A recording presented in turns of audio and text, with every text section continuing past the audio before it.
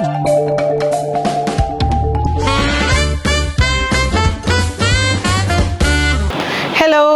എല്ലാ കൂട്ടുകാർക്കും നമസ്കാരം. ഇന്ന് വളരെ ഈസി ആയിട്ട് അതുപോലെ തന്നെ നല്ല ടേസ്റ്റി ആയിട്ട് തയ്യാറാക്കാൻ പറ്റുന്ന ഒരു സിമ്പിൾ മുട്ടക്കറിയുടെ റെസിപ്പിയാണ് ഞാൻ കാണിക്കുന്നത്. ബ്രേക്ക്ഫാസ്റ്റിനൊക്കെ ഞാൻ സ്ഥിരമായിട്ട് ഉണ്ടാക്കുന്നൊരു കറിയാണ്, എളുപ്പമാണ്. പിന്നെ ഇതിൽ ചേർക്കുന്ന പച്ചമുളകിൻ്റെ അളവ് നിങ്ങളുടെ ഇരിക്കുന്ന മുളക് ചിലപ്പോൾ എരിവ് കൂടുതലൊക്കെ ആണെങ്കിൽ 1, 2 അല്ലെങ്കിൽ 3 ഒക്കെ കഷ്ടിച്ച് ചേർത്താൽ മതി.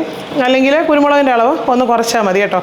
അപ്പോൾ എരിവ് കുറവാണെങ്കിൽ അത്രയും ചേർക്കാം. എരിവ് കൂടുതലുള്ള മുളകാണെങ്കിൽ കറി എരിവ് കൂടുതലായിപ്പോവും. അത് ശ്രദ്ധിച്ച് വേണം ചെയ്യാൻ. വേറൊന്നും ശ്രദ്ധിക്കേണ്ടതില്ല, ബാക്കിയെല്ലാം അതുപോലെ തന്നെ ചെയ്താൽ മതി.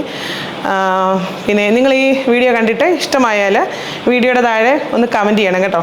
അപ്പോൾ ഓക്കെ.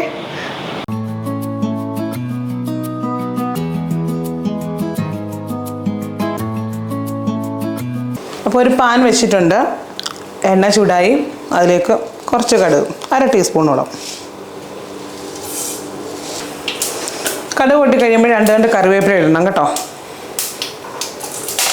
4 പച്ചമുളക് കീറിയത്, ഒരു ചെറിയ കഷ്ണം ഇഞ്ചി ഇതേപോലെ ചെറുതായിട്ട് അരിഞ്ഞത്, 4 അല്ലി വെളുത്തുള്ളി ഇതേപോലെ ചെറുതായിട്ട് നീളത്തിൽ കട്ടി കുറച്ചരിഞ്ഞത്, സവാള ഏകദേശം ഒരു മീഡിയം സൈസിലുള്ള സവാള ഏകദേശം 1.5 എടുത്തിട്ടുണ്ട്, അതും ഇതേപോലെ ചെറുതായിട്ട് അരിഞ്ഞത്. കുറച്ച് ഉപ്പ് ഇട്ട് കൊടുക്കാം.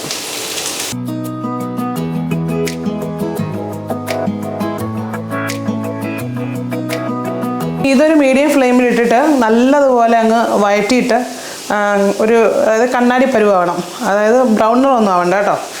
ഒരു ചെറിയ തക്കാളി ഇതേപോലെ ചെറിയ കഷ്ണങ്ങളായിട്ട് അരിഞ്ഞത് ഇട്ട് കൊടുക്കാം.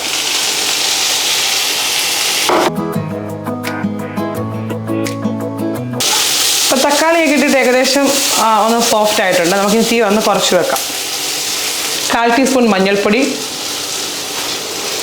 ഒരു 1/2 ടേബിൾ സ്പൂണോളമേ ഉള്ളൂ കേട്ടോ കാശ്മീരി മുളക് പൊടി, കുറച്ച് മതി. 1.5 ടേബിൾ സ്പൂൺ മല്ലിപ്പൊടി. ഇത് നല്ലതുപോലെ അങ്ങ് വഴറ്റിയിട്ട് എൻ്റെ പച്ചമണമൊക്കെ ഒന്ന് മാറട്ടെ. തീ കുറച്ച് വെച്ചിട്ടുണ്ട്, കൂട്ടി വെക്കരുതേ, കരിഞ്ഞു പോകും. 1/2 ടീസ്പൂണോളം കുരുമുളക് പൊടി, 1/2 ടീസ്പൂൺ ഇല്ല, 1/2 ടീസ്പൂണോളേ ഉള്ളൂ കേട്ടോ. 1/2 ടേബിൾ സ്പൂൺ പെരിഞ്ചീരകം പൊടിച്ചത്.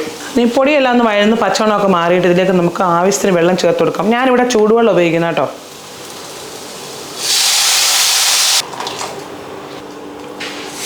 കുറച്ച് ഉപ്പും കൂടെ. ഇനി ഇതൊന്ന് അടച്ച് വെച്ച് ഒരു 6-7 മിനിറ്റ് ഒന്ന് വേവിക്കാം കേട്ടോ. കുറച്ച് നേരം അടച്ച് വെച്ചിരിക്കുമായിരുന്നു കേട്ടോ. ഞാൻ അടപ്പ് മാറ്റി.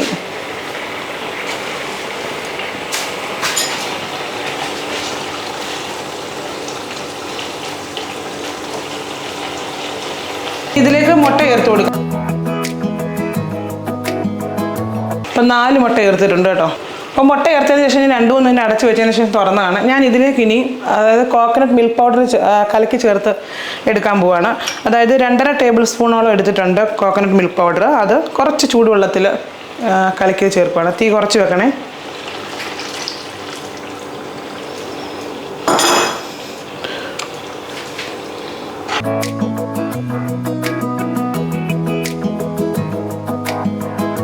ഇനി ഇതിലേക്ക് ഞാനൊരു 1/4 ടീസ്പൂണോളം ഗരം മസാല പൊടിച്ചത് ചേർത്ത് കൊടുക്കുകയാണ്. ഗരം മസാല കടയിൽ നിന്ന് വാങ്ങിച്ച് ചേർക്കരുത്, വീട്ടിൽ പൊടിക്കണം. ഞാനൊരു റെസിപ്പി നമ്മുടെ ചാനൽ ഇട്ടിട്ടുണ്ട്, നല്ല റെസിപ്പിയാണ്, നിങ്ങളത് ട്രൈ ചെയ്ത് നോക്കണം.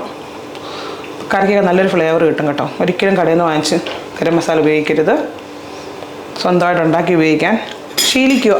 ഇനി ഒരു 3-4-5 കറിവേപ്പില ഒന്ന് പിച്ച് ചീന്തിയും കിട്ടാൽ മതി, ഒരു ഫ്ലേവറൊക്കെ വരും. തേങ്ങാപ്പാൽ ഒഴിച്ചതിന് ശേഷം കറി ചൂടായിട്ടുണ്ട്. ഇനി നമുക്ക് തിളയ്ക്കേണ്ട, ഒരുപാട് ഓഫ് ചെയ്യാം കേട്ടോ, മതി. ഇത്രയേ ഉള്ളൂ. ഇനി ഈ കറി കുറുകുമ്പോൾ കുറച്ചും കൂടെ ഒന്ന് ഗ്രേവി കുറുകി വരും, അതായത് ചൂടാറുമ്പോൾ. ഇത് നല്ല ടേസ്റ്റുള്ളൊരു കറിയാണ്. ഞാനിപ്പോൾ ഇത് ഉണ്ടാക്കിയത് വെള്ളയപ്പത്തിൻ്റെ കൂടെ കഴിക്കാനായിട്ടുണ്ട്. അപ്പം ബ്രേക്ക്ഫാസ്റ്റിന് നല്ലൊരു കറിയാണ്. ഇത് പ്രത്യേകിച്ചൊരു റെസിപ്പി ഒന്നുമില്ല, ഞാൻ വീട്ടിൽ എളുപ്പത്തിൽ ഉണ്ടാക്കുന്ന കറിയാണ് രാവിലെയൊക്കെ. ഇതിൻ്റെ അത് വേണമെങ്കിൽ നിങ്ങൾക്ക് ഒരു പൊട്ടറ്റോടൊക്കെ ചേർക്കാം കേട്ടോ. അടുത്ത വീഡിയോ കാണുന്നവരെ എല്ലാ കൂട്ടുകാർക്കും നന്ദി. Thank you.